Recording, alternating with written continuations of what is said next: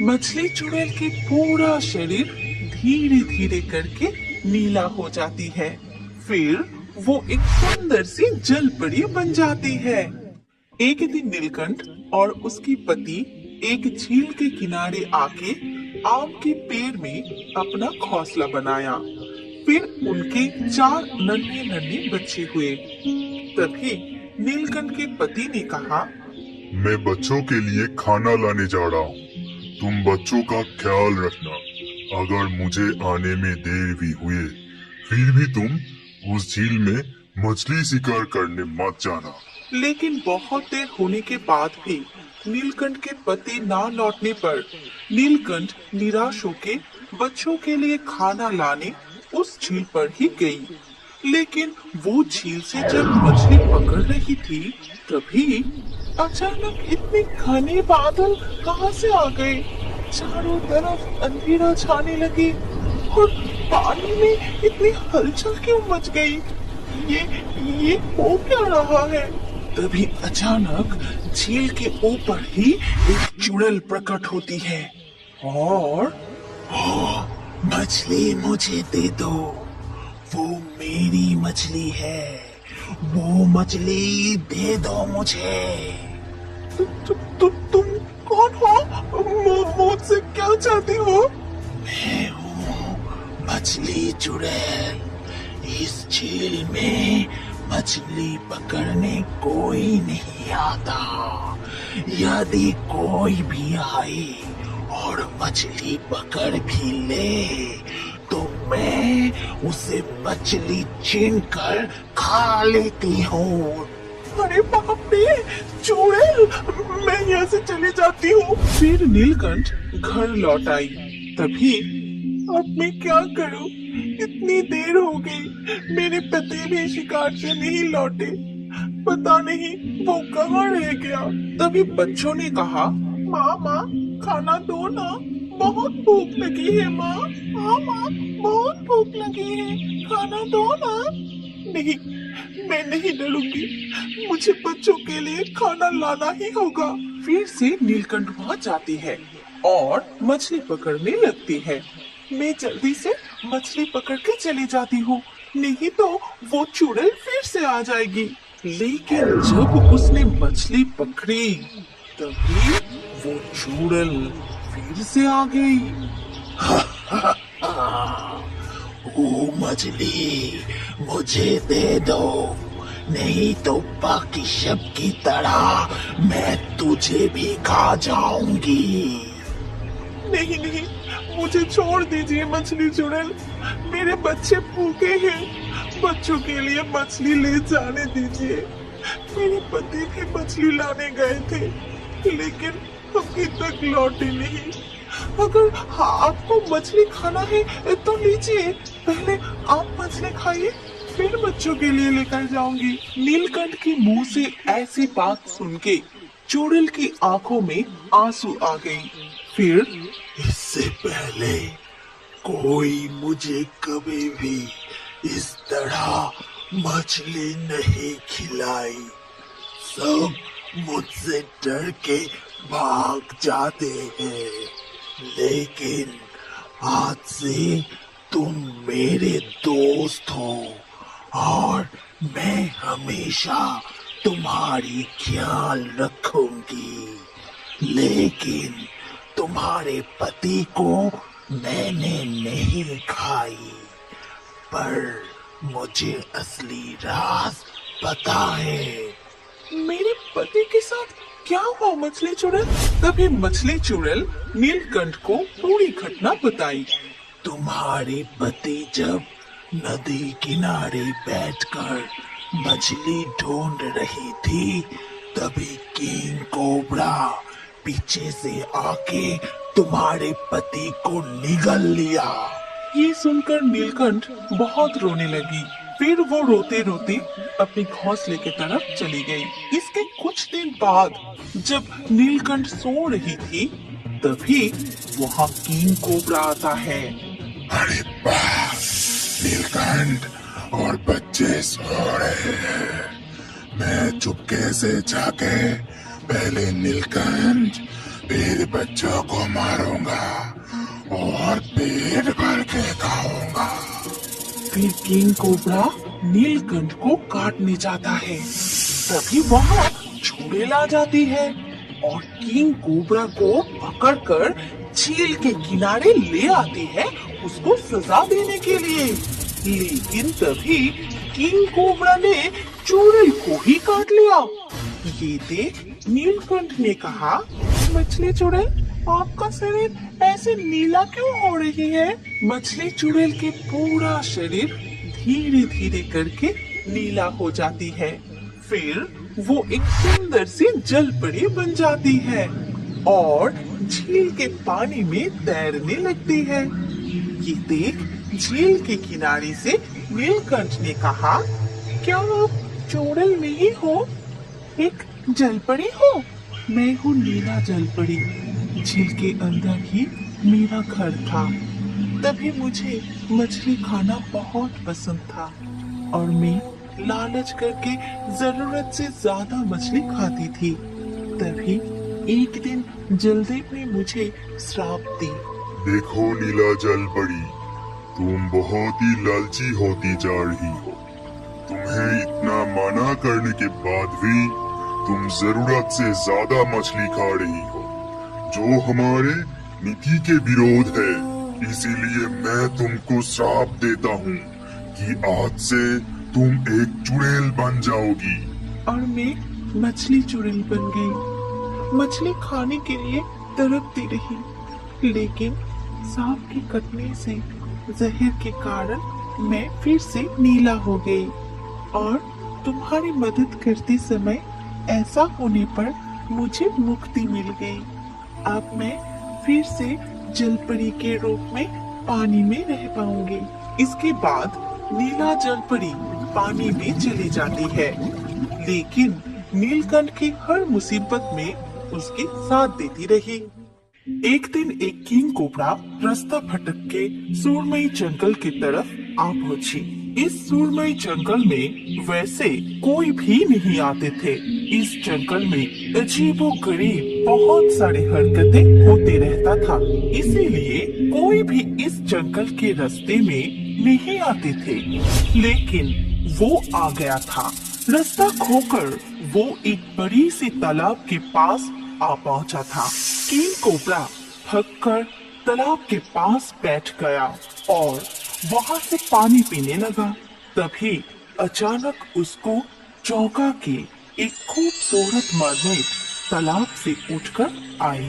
उस खूबसूरत मरमेड की पूरे शरीर में बहुत सारे बेशकीमती हीरे और जहरत लगे हुए थे, जिसे देखकर किंग कोबरा के दिल में लालच जाग उठा। वो उस मरमेड के शरीर से वो सारे कीमती हीरो जहरतों को छीनना चाहता था। इसीलिए बिना समय नष्ट किए किंग कोबरा मरमेड के ऊपर हमला कर दिया। मरमेड को जकड़ लिया, लेकिन तभी वहाँ एक ड्रैगन आके किंग कोबरा के पकड़ से मरमेड को छुड़ाता है और अपने मुंह से आग निकल के वही किंग कोबरा को मार देता है। आप चिंता मत कीजिए राजकुमारी मोहिनी, मेरे होते हुए कोई भी आपका कुछ नहीं कर पाएगा। जो भी आपके पास आने की कोशिश करेगा मैं उसको मार डालूंगा। पर आपको भी अपनी हिफाजत करना सीखना होगा और उसमें मैं आपकी मदद करूंगा।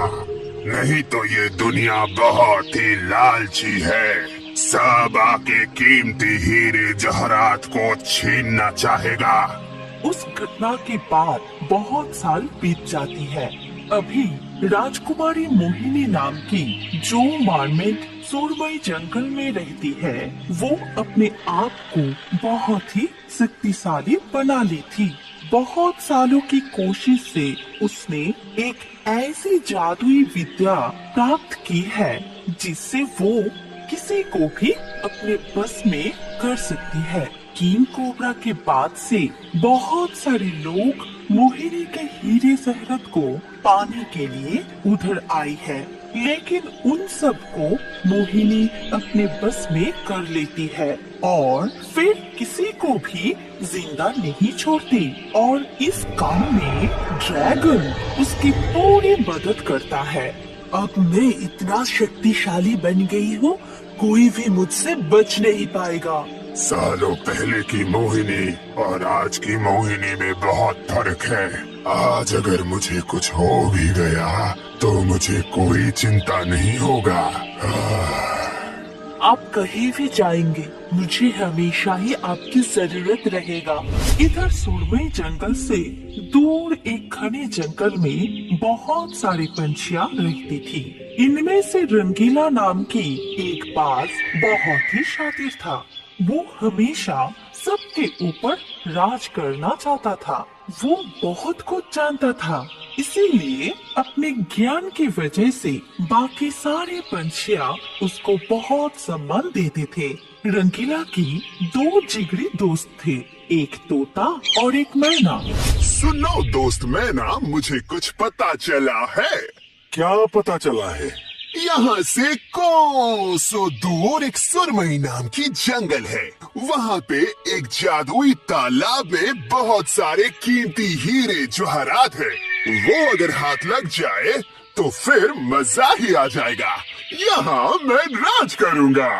लेकिन मैंने सुना है वहाँ जाने में खतरा है। वहाँ ऐसा कुछ है कि कोई भी जिंदा नहीं बचता। कुछ नहीं होगा, सारे खबर सही नहीं होते और वैसे भी कुछ पाने के लिए थोड़ा सा खतरा तो उठाना ही पड़ेगा। फिर तीनों मिलके बहुत सारे पक्षियों को एक साथ किए, फिर सबको समझा के बुझा के सुरमई जंगल में ले जाने के लिए राजी कर लिए। वो सब मिलके सुरमई जंगल में जा पहुँचे। चारों तरफ कितना सन्नाटा है भाई लोग। हम लोगों को धीरे से वो जादुई तालाब ढूंढने होंगे। कोई भी ज्यादा आवाज मत करना। ठीक है, तुम जैसा बोल रहे हो वैसा ही होगा, लेकिन हम लोग अगर एक साथ रहे तभी यहाँ पे वो तालाब ढूंढने में आसानी होगी। वो लोग एक साथ मिलके उड़ते हुए तालाब की खोज करते रहे। बहुत ढूंढने पे भी उन लोगों को कोई तालाब नहीं मिला।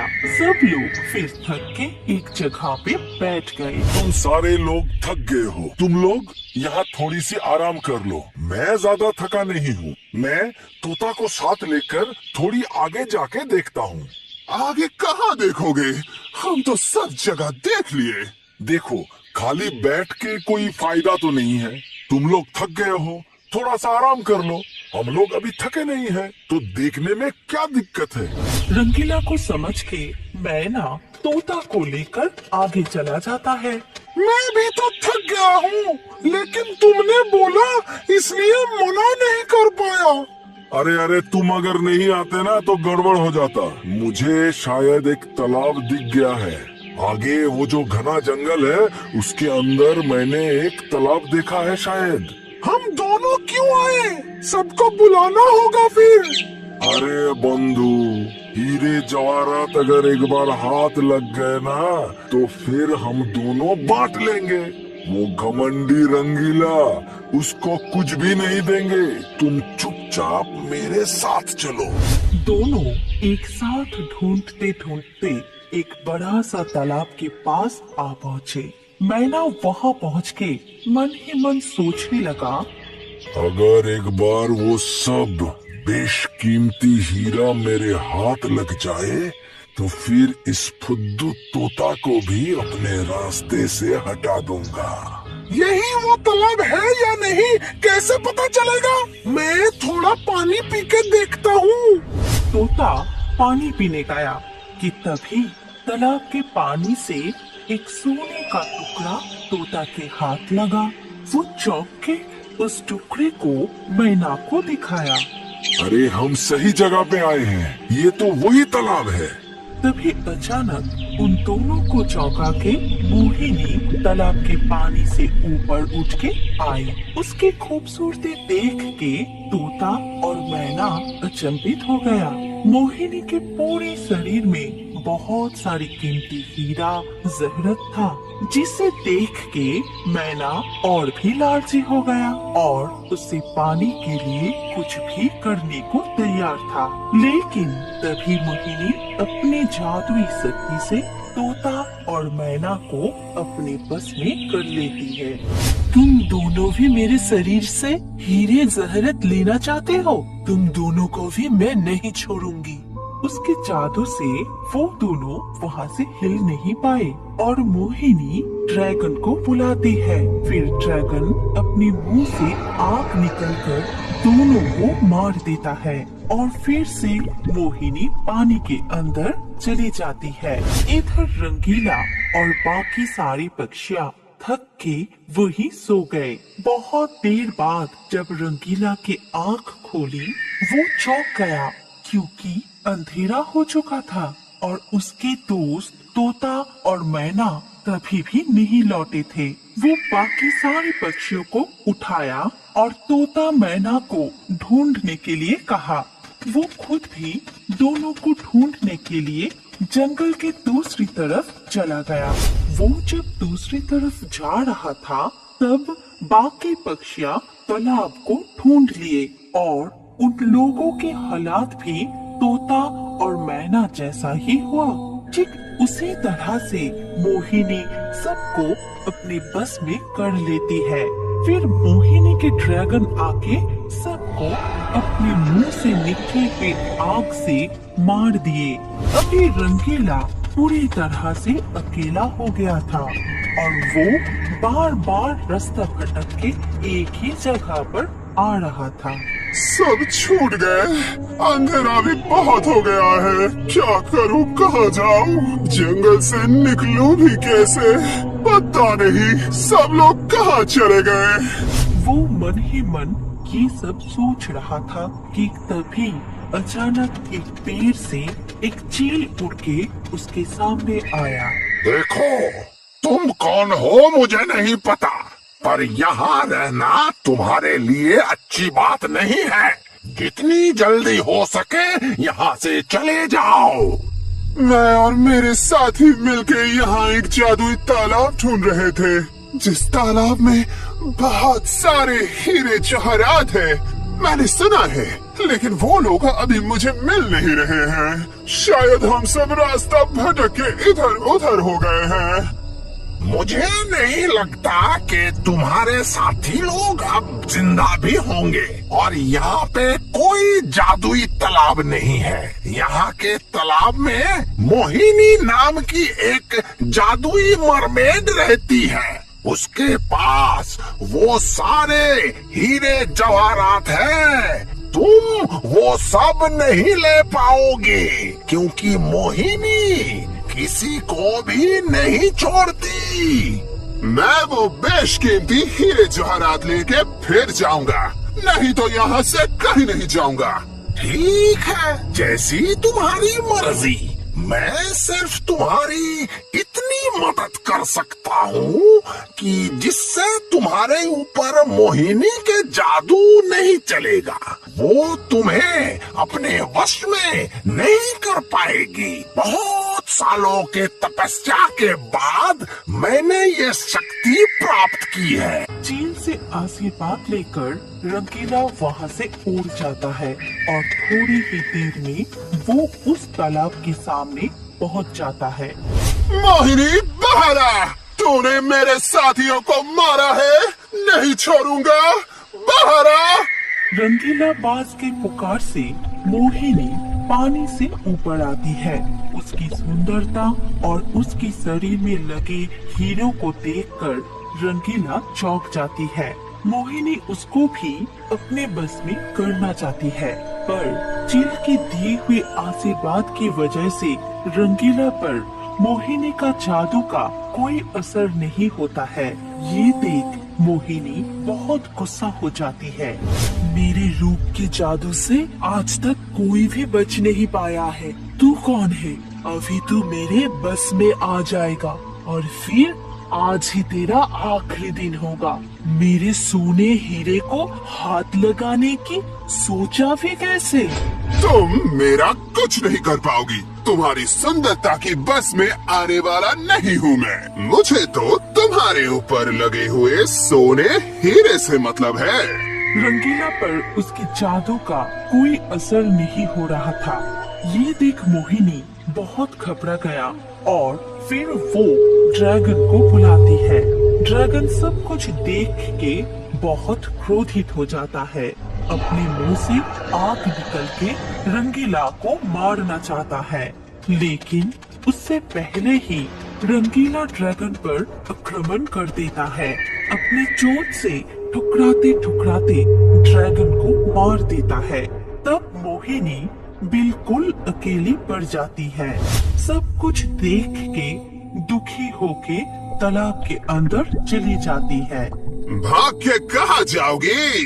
तुम लोगों ने मेरे साथियों को मारा, मैंने तुम्हारे साथियों को मार दिया। अब चुपचाप सारे हीरे जवाहरात मेरे हवाले कर दो। रंगीला के बुलाने से मोहिनी फिर तालाब के ऊपर आई, लेकिन उसकी इतने सालों के साथी के मर जाने पर वो बहुत दुखी थी और रो रही थी। उसको रोते देख रंगीला बाज को उसके ऊपर तरस आया। तुमने मेरे साथियों को मारा और तुम्हारे शरीर का हीरा जवाहरात देख के मैं लालची हो गया था। मुझे माफ कर दो, मैंने तुम्हारे साथी को मारा। रुक जाओ, मैं मेरे साथी के साथ मिलके बहुत लोगों को मारा है, क्योंकि सभी मुझसे ये सब कीमती चीजें छीनना चाहते थे, लेकिन तुम मुझे अकेले पकड़ के भी कुछ नहीं किए।